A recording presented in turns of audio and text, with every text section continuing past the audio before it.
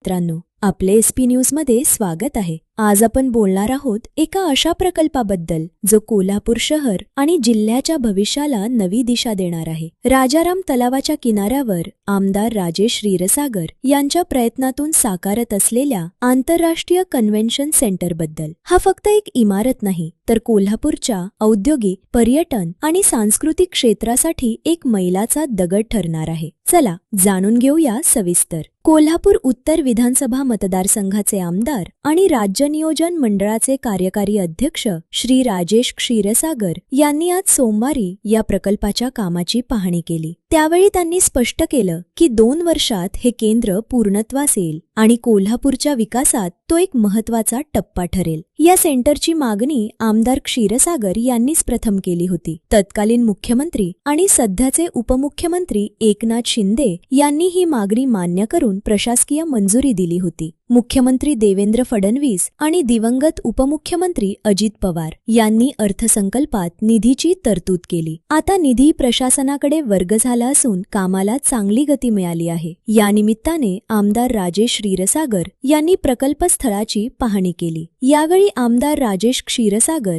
यांनी अधिकाऱ्यांना आणि ठेकेदारांना स्पष्ट सूचना दिल्या। ते म्हणाले, प्रकल्पात कोणताही विलंब होऊ नये, काम दिलेल्या मुदतीतच पूर्ण व्हावे, कामाचा दर्जा उत्कृष्ट असावा, यात कोणतीही हयगय चालणार नाही। ते म्हणाले, हे केंद्र केवळ राजकीय किंवा सामाजिक कार्यक्रमांसाठी मर्यादित राहणार नाही। हे उद्योग, व्यापार, सांस्कृतिक क्षेत्रातील मोठ्या परिषदा, सेमिनार आणि आंतरराष्ट्रीय स्तरावरील कार्यक्रमांसाठी उपयुक्त ठरेल। हे केंद्र कोल्हापूरच्या ऐतिहासिक प्रतिमेला साजेसं आणि आंतरराष्ट्रीय दर्जाचं असावं। या कन्व्हेन्शन सेंटरमध्ये सुमारे 2000 आसन क्षमतेचे मुख्य सभागृह असेल, बँक्वेट हॉल, कॉन्फरन्स हॉल्स, 1500 आसन क्षमतेचे अत्याधुनिक अॅम्फीथिएटर, कॅफेटेरिया, एक्झिबिशन सेंटर या सर्व आधुनिक सुविधा, IT पार्क, विविध सामाजिक संस्था, शैक्षणिक संस्था, उद्योजक आणि कोल्हापूरच्या एकूण अर्थव्यवस्थेला मोठी चालना देतील असा विश्वास आमदार राजेश क्षीरसागर यांनी व्यक्त केला। हे केंद्र कोल्हापूरला औद्योगिक हब, पर्यटन केंद्र आणि सांस्कृतिक राजधानी म्हणून आणखी मजबूत करेल। मोठ्या कंपन्या, स्टार्टअप्स, शैक्षणिक परिषदा आणि सांस्कृतिक कार्यक्रम येथे आयोजित होऊ शकतील। त्यामुळे रोजगार निर्मिती होईल